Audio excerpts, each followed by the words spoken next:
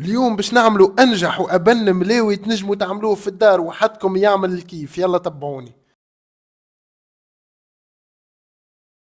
ناخذوا كيلو سميد رطب عليه 225 جرام فرينة، نزيدوا 18 جرام ملح ونصبوا 730 مليلتر ماء دافي وانتي والفرينة اللي عندك، ونعجنوا البات مليح لين نتحصلوا على عجينة طرية وما تلصقش في اليد.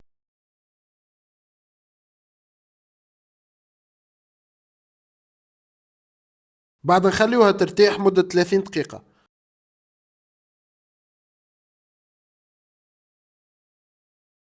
بعد نشكلوا ديبول متاع 140 جرام.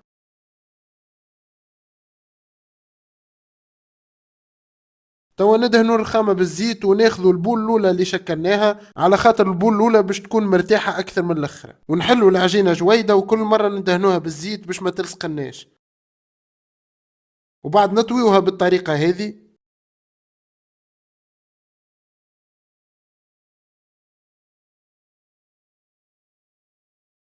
بعد ما طويناهم ارتاحوا مدة 5 دقائق، ونعاودوا نحلوها جويدة ونحطوها على الطاوة سخونة. طابت نقلبوها ونحطوا فوقها كعبة أخرى، ونقعدوا نعاودوا الطريقة هذه حتى لين يوفيو كعبة الملاوي، وما نحطوا كعبة فوق كعبة إلا ما تطيب الكعبة الأخرى، وديما نغطيهم بساشيه باش ما يشعتوش. وتوا نعملوا بيه ساندويتش مشخشخ، نحطوا سلطة مشوية هريسة جبن توابع عظمها سموط طن وجبن، ونحطوه يسخن شوية على المقلة.